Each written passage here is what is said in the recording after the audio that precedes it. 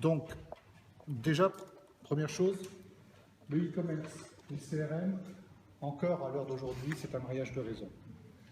Ça fait des années qu'on sait que le e-commerce est prédominant aujourd'hui en termes de solutions de gestion, mais il n'y a pas d'éditeur à ce jour qui est capable d'arborer une solution complète sur la chaîne totale, qui irait de la logistique, au marketing, en allant jusqu'au e-commerce. Je vous en citais quand même tout à l'heure, mais ils sont très peu connus. Et il n'y a quasiment pas aujourd'hui d'acteurs présents sur le marché avec une solution unique. Ça n'existe pas. Donc ce sont que des mariages de raison. Le tout dernier en date, qui date de la semaine dernière, ça va vous donner un petit peu une idée de l'importance en revanche de ce marché. Salesforce vient de racheter Demandware pour 2,8 milliards de dollars la semaine dernière. C'est la plus grosse acquisition dans le secteur du e-commerce à ce jour. Ça date de la semaine dernière. C'est une bombe. C'est passé assez inaperçu, mais je peux vous dire que ça va être une bombe dans notre secteur d'activité des ERP, des CRM et des outils d'e-commerce. Demandware, c'est un petit éditeur américain, que je sache, je ne sais plus quelle région, mais enfin, ce sont des Américains, ils ne sont pas bien gros, ils ne sont pas énormes du tout même, et je crois savoir que Salesforce a dû mettre l'équivalent de 7 ou 8 années de chiffre d'affaires potentiel de cette société pour les acquérir. Donc ça vous donne un petit peu une idée de l'importance stratégique. C'est une des plus grosses acquisitions que Salesforce ait fait à ce jour. Salesforce, est-ce que tout le monde connaît Salesforce en tant que solution de CRM? On a parlé de Siebel tout à l'heure avec monsieur. Siebel et Salesforce sont les inventeurs du CRM moderne, on va dire. Donc c'est eux qui, il y a maintenant à peu près entre 15 et 20 ans, ont inventé le CRM packagé dans le cas de Siebel, mais qui était surtout fait pour les grosses boîtes, hein, les gros costauds achetaient du Siebel. Et encore aujourd'hui, ça s'appelle Oracle maintenant, le CRM. Et Salesforce, en revanche, lui, est un inventeur particulier puisqu'il a inventé le CRM en pur mode SaaS. On ne peut pas acheter des licences CRM pour les mettre sur son poste. On est en mode SaaS, on est hébergé aux États-Unis, basta, c'est comme ça. Ça coûte 75, 135, 320 € par mois et par utilisateur. C'est le prix, mais on a une ROAS. C'est la Formule 1 des systèmes CRM. Donc là, ce qui est en train de se passer avec ce mariage Salesforce Demandware, très clairement, on pense que d'ici à une année et demie maximum, peut-être même plus vite, il va y avoir fusion complète, effectivement, des plateformes d'e-commerce à l'intérieur des systèmes de CRM. Il faut savoir que Salesforce a justement une force un peu particulière. C'est un produit, si on prend son noyau d'origine, en tant que CRM pur, il n'a pas un périmètre phénoménal. Il y en a plein d'autres qui font mieux que lui. En revanche, ce qu'il a d'extraordinaire, c'est qu'il a une bibliothèque d'add-ons, de plugins. C'est plus de 2000 outils qui sont prêts à être plugués. La plupart payants, bien évidemment. Donc il y a un marché, il y a un écosystème Salesforce qui s'est construit, qui fait qu'aujourd'hui, c'est devenu en particulier pour les nouvelles PME, et toutes celles qui sont au-dessus jusqu'aux grands comptes, la solution de référence aujourd'hui en termes de CRM. Au passage, Oracle, on en a parlé, Oracle a fait quelques rachats de petites sociétés, qui ont coûté beaucoup moins cher que 3 milliards de dollars, pardon. Oracle a aussi créé sa solution Oracle Commerce Cloud, qui est une solution en ligne, mais qui intéresse principalement aujourd'hui les ETI, donc les entreprises de taille intermédiaire, et les grands comptes. Il n'y a pas, à ma connaissance, de PME, par exemple, de moins de 50 personnes qui utilisent de l'Oracle Commerce Cloud. Il n'y en a pas. Trop cher. Microsoft, Microsoft, ils ont fait un énorme loupé, mais un énorme loupé. En 2002, Microsoft a racheté une société danoise, peut-être certains en ont entendu parler, qui s'appelait Navision Software. Et Navision Software, à l'époque, c'était quelque chose d'extrêmement original. C'était un ERP d'une puissance phénoménale, avec des capacités d'évolution, de migration, de transformation de l'ERP qui étaient vraiment très originales. Donc Microsoft a mis la main dessus en 2002. Et au même moment, Navision Software, au moment de se faire racheter par Microsoft, Navision Software était en train de sortir des outils d'e-commerce. Moi, je peux vous dire que j'ai vendu mes premières plateformes d'e-commerce en 1997. Et c'était des plateformes d'e-commerce intégrées à l'ERP, avec tout le CRM dedans. 1997, vous avez bien entendu. Manque de chance, moi je me suis investi beaucoup, j'ai été parmi les tout premiers en France typiquement à vraiment miser dessus, avec des équipes de 15 personnes dédiées à ça, on a vendu des systèmes à jusqu'à 700 postes, etc. Et puis du jour au lendemain, au bout d'un an et demi, Microsoft a fermé la vanne, ils ont arrêté le produit d'e-commerce. Allez savoir pourquoi, ils n'y ont pas cru, certainement, ou ils avaient décidé de mettre leur argent autre part. Donc on a du jour au lendemain plus de solutions e-commerce dans Microsoft. Qu'est-ce qui se passe? Aujourd'hui, c'est la porte ouverte à des prestataires qui viennent se marier, je dirais, et se connecter à ce moment-là à l'offre Microsoft. Typiquement, un cas e-commerce est un prestataire qui a une solution assez costaud, qui intéresse plutôt des entreprises, on va dire, de taille moyenne, intermédiaire, un peu costaud, mais là, il y a un ensemble cohérent et assez puissant qui existe. Ça, comme je viens de le dire, ce mariage de réseau, il est principalement fait pour les grosses boîtes. Maintenant, CRM, je ne parle plus CRM et e-commerce, maintenant pour les petites. Clairement, PrestaShop aujourd'hui, en termes de plateforme, on vient de faire le petit sondage, un standard, très clairement. Aujourd'hui, il y a des mariages de réseau qui se sont créés aussi, effectivement, entre PrestaShop et des outils comme Simple CRM, Zoho, Hop. Alors là, je ne les ai pas tous mis, parce que bien évidemment, il y a aussi des ERP qui se sont chaînés aujourd'hui à PrestaShop, Illico Presta, qui est moins connu, mais qui est pas mal, qui mérite d'être vu. Vetiger, qui est un open source, qui est un ERP open source. Attention, on ne pas se tromper. Ce n'est pas parce qu'il est open source qu'il est gratuit. La version noyau gratuite de Vetiger, si vous l'installez sur vos postes ou votre serveur, il n'y a rien dedans, il y a tout à faire. C'est du gros boulot. Donc il faut prendre une version payante pour commencer à avoir quelque chose de costaud. Il y a MyEasy ERP, qui était un petit challenger aussi, qui est assez peu connu et qui a un périmètre fonctionnel assez intéressant. Pas une grosse profondeur fonctionnelle, mais qui est quand même relativement sérieux. Et si je reviens juste avant sur les acteurs du milieu, Zoho CRM, puisque certains en ont parlé ici, a effectivement quelque chose de sympa, c'est qu'ils sont partis sur l'idée d'essayer de copier Salesforce, mais en downsizing, c'est-à-dire pour les petits. À ma connaissance, ce sont des anciens de chez Salesforce qui ont créé Zoho, qui puisaient. Donc effectivement, ils sont allés prendre toutes les recettes marketing. Ils ont dit, voilà, ce que Salesforce fait pour les grands, nous on va le faire pour les petits. Pardon ? Ils annoncent jusqu'à maximum 500. Oui, voilà, ils ont vraiment un positionnement petite et moyenne entreprise. Maintenant, il faut savoir une chose, c'est que Zoho, c'est quand même assez piégeux. Parce que tant qu'on est petit, ça ne coûte pas grand-chose, voire ça ne coûte rien. Mais dès qu'on commence à avoir quelques besoins, ça va très vite. Et ça finit par coûter plus cher que d'autres solutions dont je vous parlerai tout à l'heure. Donc, méfiance sur ce modèle économique qu'aujourd'hui les éditeurs de CRM apportent. Et typiquement, les Américains sont assez forts là-dessus. Bon, pour la petite histoire, Zoho, c'est un américain indien. C'est une équipe de développeurs, je crois qu'il y a 500 développeurs à Bangalore, ou je ne sais plus trop où, en Inde. Et puis le reste, tout ce qui est équipe centrale, marketing et business, se trouve aux États-Unis. Alors, j'ai cité Hop, parce que ça c'est un régional, c'est un sudiste. C'est quelqu'un qui est ici dans le sud de la France, et qui est un petit dernier. Je vous en montrerai quelques écrans peut-être tout à l'heure si on a le temps. Simplement pour vous montrer, parce que nous, chez Factory Group et CRM Factory, on croit pas mal dans ce petit acteur qui est un challenger intéressant et qui a décidé justement de connecter son CRM au système e-commerce. Il n'y en a pas beaucoup aujourd'hui qui osent le faire d'entrée. Lui, il a décidé de le faire. Donc déjà, il va gérer les notions de produits, au-delà du marketing pour gérer des comptes, des contacts et du marketing emailing, print ou je ne sais trop quoi, ou campagne SMS. Il intégrera en plus les remontées et les connecteurs avec les systèmes de type PrestaShop, Magento. Principalement ces deux-là pour commencer, et il ouvrira par la suite. Tout comme Salesforce, PrestaShop, pour ceux qui le connaissent, vous savez qu'ils ont une plateforme d'add-on, de plugins, qui est disponible, et sur laquelle on peut trouver une tripotée de petits outils, parmi lesquels voyez, on va retrouver de nouveau MyEasy ERP, donc avec vous voyez, les tarifications, avec la possibilité d'avoir des fiches descriptives de tous ces add-ons qui existent. Donc il existe une très riche bibliothèque de produits CRM et ERP, on va dire, à connecter à PrestaShop. Maintenant, il y a à boire et à manger, très clairement. Vraiment, il y a à boire et à manger. Donc, ne me demandez pas quelle est la meilleure des solutions. Pour faire ça, on a des outils qui s'appellent des benchmark éditeurs, où on passe à la moulinette parce qu'on a les produits. Et là, généralement, les clients nous payent pour faire ces benchmarks. Et là, on leur dit précisément, voilà le produit qu'il vous faut. Parce que d'un client à un autre, tous les produits ne sont pas égaux. Il arrive que pour deux clients qui sont dans le même secteur d'activité, il y en a un, on va lui pousser du Zoho, l'autre, on va lui pousser du Microsoft. Alors qu'ils sont pourtant dans le même secteur d'activité, avec les mêmes besoins, les mêmes tailles. Mais il va y avoir des raisons qui font qu'il y aura plutôt un produit que l'autre qui passera mieux chez eux, pour telle ou telle raison. Bon, ça après, c'est le métier.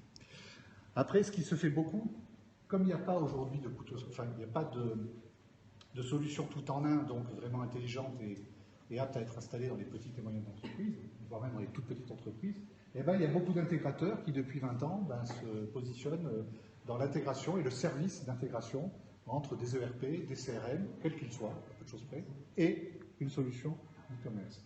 Typiquement, Synolia est un acteur français aujourd'hui qui, comme vous le voyez ici, est capable de créer tout un écosystème de connecteurs entre PrestaShop, Magento, et puis tous les acteurs que vous voyez là-haut.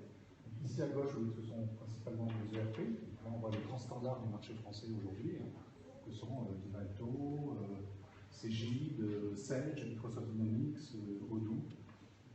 Et on voit effectivement qu'en termes de CRM, c'est un petit peu plus léger, effectivement, mais c'est principalement Sugar qui nous met plutôt en avant, qui est un open source. Pareil, je le redis, open source dans sa version payante, tant qu'à faire, parce que la gratuite, vous en savez en standard. Donc eux, ils ont créé vraiment parce que aujourd'hui, ils en ont fait une offre packagée, mais il faut savoir que c'est une offre d'ingénierie quelque part. Donc ils font du sur-mesure à chaque dossier. Ils ont déjà des connecteurs préétablis, mais pour pouvoir vendre un peu de prestations, ils disent oui, on vous amène nos connecteurs, mais à chaque fois, il faut faire des petits micro-réglages, etc. Donc c'est quand même pas si évident que ça. Mais ce sont des bons. Synologia sont de bons acteurs. Ensuite, on a parlé PrestaShop, on peut quand même parler Magento. Tout à l'heure, j'entendais, je crois que c'est Philippe qui disait que sur Magento, il n'y avait pas véritablement aujourd'hui de représentants et d'acteurs. Moi, je ne dirais pas comme ça, il y en a beaucoup, plus qu'on ne le croit. Et en particulier, on les trouve dans les agences web. Donc, ils n'ont pas pignon sur rue, on n'entend pas parler d'eux, ils ne font pas beaucoup de pubs là-dessus. Mais il y a pas mal de pourvoyeurs de Magento aujourd'hui, quand même, sur le marché français. Et de fait, ben, il y a des gens comme KeliWeb qui ont décidé de créer des connecteurs, eux aussi très packagés, avec Magento, et OpenERP, Vivalto, OpenSI et EBP pour des solutions de gestion beaucoup plus simples. Donc vous voyez que tout compte fait, on se rend compte qu'il y a quasiment une réponse à tout. Mais c'est toujours des mariages avec des connecteurs plus ou moins réussis, très clairement. Donc, la question, c'est quels sont les acteurs qui sont tout en un, quoi, qui sont capables d'apporter quelque chose de très intégré. À ce jour, j'ai pris volontairement les extrêmes, c'est-à-dire ceux qui sont sur la TPE, comme Octave. Octave, de mémoire, ce sont des Angevins. Ce sont deux frères, ce sont des frères Périnet, qui ont créé à l'origine un petit produit de gestion commerciale, qui avaient créé une petite plateforme d'e-commerce, qui ont connecté ensemble, qui ont fini, plutôt que de les connecter, à les intégrer, c'est-à-dire à les fusionner véritablement. Et aujourd'hui, ils ont, depuis la gestion d'une caisse enregistreuse en boutique, en passant par le site d'e-commerce, avec tout le back-office de gestion commerciale, de logistique, de dépôt, de transport, etc., ils ont tout mis, tout ça, dans un produit unique, donc une sorte d'ERP. Voilà, ils sont quelque part, aujourd'hui, les précurseurs, les premiers à avoir fait la solution tout en un, la véritable solution tout en un. Maintenant, pour être transparent, c'est pas les plus gros, ils font 2,8 millions, 3 millions d'euros de chiffre d'affaires, ça reste une petite entreprise, ça reste fragile, mais clairement en termes de périmètre aujourd'hui, ce sont avec les gens avec lesquels on peut compter. C'est eux qui intègrent, qui installent eux-mêmes, ils n'ont pas spécialement de distributeurs à proprement parler, bien que cela ait peut-être pu changer, ça fait à peu près un an et demi que j'ai plus de relations avec eux, donc c'est pas que je les ai coupés, hein, on n'a pas eu l'occasion de nouveau de se retrouver. Mais voilà, donc ça c'est une petite boîte avec laquelle il faut compter et qui, en particulier pour les TPE, PME, est relativement accessible en termes de services, de coûts, etc. Ensuite, il y en a un qui est américain, NetSuite. Alors celui-là, lui il est fort. Lui il est fort. Et aujourd'hui, son positionnement pour faire de l'argent, c'est les entreprises de plus de 50 personnes, très clairement.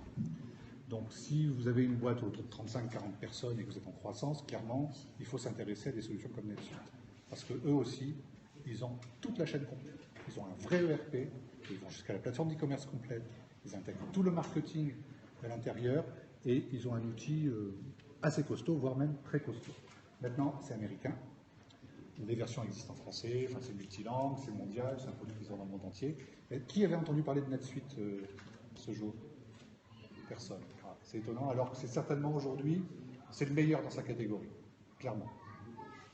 Et je vous ai donné même des tarifs, parce que tout compte fait, quand on regarde bien, c'est pas si cher que ça. Il y a donc un noyau de base qui coûte 500 € tous les mois. Et puis après, c'est 99 € par utilisateur et par mois. Il faut ramener ça, par exemple, à un outil de CRM, je veux dire un Zoho, ça peut commencer effectivement à 10-12 €. Voilà, bon, c'est en dollars en l'occurrence, mais ça pareil en euros. Ça va commencer à 10-12 €, mais on va vite monter à 35, 40 € par utilisateur et par mois, et on n'a que du CRM à ce prix-là. Là, vous avez un ERP, un CRM et une plateforme d'e-commerce. Franchement, je peux vous assurer que quand on fait par exemple des benchmarks, j'ai pas eu pour l'instant à faire un benchmark comparatif avec NetSuite et des autres ERP, CRM et e-commerce. Et je suis persuadé que ce serait eux qui s'en sortiraient le mieux. En tout cas en termes de tarifs. Après, qu'est-ce qu'il existe? Ben, il existe des couteaux suisses. Et un couteau suisse en particulier. Un Parisien, le gars qui a créé ça, donc Alter Ego, c'est un type qui était à la tête qui a créé les produits Sage, pour ceux qui les ont connus, il y a une quinzaine d'années et qui a amené Sage à ce qu'ils sont aujourd'hui. Donc Olivier Hauser, qui est le patron de cette toute petite boîte, une toute petite société, parce qu'il a décidé de repartir avec juste quelques collaborateurs, alors qu'il avait été quand même déjà dans des grosses entreprises. Bon, c'est chez Sage, je peux vous dire qu'il était relativement réputé. J'ai pour ma part 10 ans de boîte chez Sage, donc je connais bien la maison d'intérieur, donc j'avais connu cette occasion. Et c'est quelqu'un qui, lui, a décidé de dire, ben voilà, je vais miser sur PrestaShop Magento, ça fait des années qu'il fait ça, et maintenant il a complètement packagé. Il dit, je vais créer le couteau suisse, c'est-à-dire qu'en gros, je vais créer des connecteurs multi-applications. Vous choisissez votre ERP ou votre gestion commerciale, vous choisissez votre plateforme de l'autre côté, et moi j'ai le connecteur embarqué, prêt à l'emploi. Je vous le mets à disposition. Après, je vous fais les petits réglages qu'il faut, je vous apprends à le faire, et vous faites ce que vous voulez. Donc ça, c'est une démarche assez intelligente, parce qu'il fait ça dans un mode SaaS, donc c'est un mode locatif, c'est pas mal économique, et ça vous permet de faire ce qu'on appelle l'alliance du meilleur dans chacun des mondes. Vous prenez ce qui vous correspond le mieux dans le e-commerce, vous prenez ce qui vous correspond le mieux en gestion commerciale. Donc là, il a de tout, donc vous avez quelques exemples ici. Je vais aller sur leur site aussi pour voir un petit peu les types de liaisons qui peuvent exister. Ce marché du CRM en particulier, aujourd'hui, il faut savoir que rien que sur le marché français, c'est 412 éditeurs ce jour présents sur le marché. Vous imaginez mon travail quotidien avec mes équipes à travailler au lieu de 412 éditeurs. Bien évidemment, il y en a, allez, on va dire 8 à 10 qui font 70% du chiffre d'affaires national. Et dans les 8 ou 10, il y a ceux qui sont cités ici, très clairement. Mais très clairement, ce sont aussi ceux qu'on va retrouver principalement dans les grosses entreprises. C'est là que le gros chiffre se fait. Et là, vous ne voyez pas la multitude de petits éditeurs qui existent par ailleurs et qui font leur trou, souvent dans des marchés de niche. Donc, il y a des hyper spécialistes de l'assurance, des hyper spécialistes des bureaux d'études, ou des experts géomètres, je ne sais trop quoi. Et c'est des gens qui sont vraiment qui font un focus métier et qui sont peut-être là sur la place depuis 10, 15 ans, 20 ans, et qui vendent des CRM ultra adaptés. Mais le fait est qu'à l'heure d'aujourd'hui, parmi les 412, il n'y en a pas des spécialistes ultra adaptés au e-commerce. Donc, comme vous l'avez compris, c'est encore un mariage de raisons qui est en train de se faire. Et puis, le fait que Salesforce, comme je vous l'ai dit tout à fait au début, vient de s'acheter Demandware là, à 2,8 milliards, ça va faire réagir les gros. Et les gros, ils le savent pertinemment, ce n'est pas le marché des grands comptes qui vont aller viser, ils vont venir viser le marché des petits. Donc, ils vont le faire progressivement, ils vont attaquer les entreprises intermédiaires, et progressivement, on va tomber en taille. Donc, ce qui fait qu'il va falloir être encore un peu patient avant de trouver des solutions de type NetSuite ou de type Octave, comme je vous l'ai dit tout à l'heure, en avoir plus sur le marché que uniquement ces deux-là. Il n'y a pas que ces deux-là, il y en a d'autres, je ne les ai pas cités, mais ils sont peut-être moins connus. Il va falloir encore attendre, à notre avis, entre 2 à 5 années avant de voir des acteurs qui arriveront avec une solution unique capable de gérer la totalité du circuit, donc qui va du CRM à l'ERP jusqu'au e-commerce. Oui. Alors, Adobe, oui, effectivement, on peut dire qu'ils font du e-commerce, ils font du CRM et de l'ERP, Adobe. Moi, je croyais qu'ils étaient plutôt dans ouais, la GED, de gestion documentaire, etc. Et bien, Adobe est certainement aujourd'hui l'un des plus gros, puisque vous voyez qu'ils se situent quand même pas mal. Ils ont racheté, tout simplement. Ils ont racheté, il y a... Premier rachat, ils les ont fait en 2011 de mémoire, 2011-2012. Ils ont fait un deuxième rachat dans la foulée. Donc, ils ont racheté un ERP, ils ont racheté un CRM, ils ont racheté un e-commerce. Ils ont racheté 3 plateformes. Et là, ils ont travaillé dessus pendant 2 années. Et depuis quelques mois, ces plateformes sont unifiées. Maintenant, elles sont unifiées, bricolées. Donc, mais malgré ça, ils tiennent bien le haut du panier. Oui. Vous connaissez celle-ci? Oui, celle-ci, c'est une solution effectivement qui va couvrir un périmètre assez sympa. Vous l'utilisez, Glenn? Oui, j'ai utilisé. Ouais, c'est pas mal. C'est une solution française, Ouais. franco-française. Je crois qu'ils sont aussi un petit peu internationaux. Oui, ils ont à New York, à La Rochelle, et je sais plus. Et effectivement, il y a tout, il y a CRM, l'ERP et l'e-commerce. Maintenant, celle-ci, pour être assez objectif, subjectif, la profondeur fonctionnelle n'est pas... ça va pas très loin. Mais il y a une belle couverture. profondeur, puis à certains endroits, ça va être un peu frustrant, et les capacités de transformation ne sont pas énormes. Ce qui est un point important aussi à savoir, c'est que toutes ces solutions, aujourd'hui, s'apprêtent aussi à vivre une nouvelle mutation. On vient de vivre pendant 20 ans le système ERP ultra paramétrable. Paramétrable au début, enfin, initialement c'était ultra packagé, ensuite c'était paramétrable, et puis après ils ont essayé de faire de l'ERP un peu transformable, mais ils n'ont pas réussi. En revanche, les CRM, ils sont sortis tout de suite ultra paramétrables, et aujourd'hui, quasiment tous les bons CRM sont totalement transformables. C'est-à-dire qu'on peut aller très loin. Moi aujourd'hui, je peux transformer un CRM pour en faire un système de gestion RH. C'est pas sa vocation pourtant, mais on peut le faire, sans problème. On a des clients aujourd'hui qui nous disent, bon écoutez, tant qu'à y être, puisque vous mettez tout le périmètre CRM, je ne vais pas me racheter une plateforme RH en plus, rajoutez-moi ces 3 fonctions RH. Gestion des formations, gestion de la GPEC, gestion des entretiens. On peut le faire avec une plateforme CRM, il n'y a aucun problème. Avec des bons CRM bien transformés. Donc ce qui va se passer, c'est qu'aujourd'hui, il va y avoir des plateformes logicielles qui vont se créer, qui vont arriver avec des briques de gestion où on retrouvera des éléments entiers pour le e-commerce, pour le CRM, pour la logistique, pour les circuits de vente, pour les études commerciales, tout ce qu'on veut. Et on pourra totalement transformer le produit. Et ça, on l'attend assez rapidement, je vous dis, dans les 2 à 5 années qui viennent, vous allez voir les acteurs émerger. Donc voilà, j'en ai fini. Simplement, donc, alors vous devez être un petit peu frustré parce que vous pensiez peut-être que j'allais vous apporter le nom des solutions tout en un nickel impeccable. Bon, je vous en ai cité quand même 2 sur lesquels vous pouvez déjà vous intéresser si vous êtes intéressé par quelque chose de linéaire et monobloc. Bon, on a cité effectivement celle-ci. Pour ma part, je pense qu'Octave est un petit peu au-dessus de celle-ci, clairement. Vous connaissez Octave ou pas? Non. Non? Bon, ça mérite que vous le regardiez à l'occasion peut-être. Et je vous encourage aussi à regarder le fameux américain NetSuite, puisque c'est quand même un acteur, lui, qui a déjà une sacrée belle présence et un très beau périmètre fonctionnel. J'en termine juste avec 3 mots sur Factory Group. Factory Group, on a 4 grandes activités principalement, sur Paris, Bordeaux et Toulouse.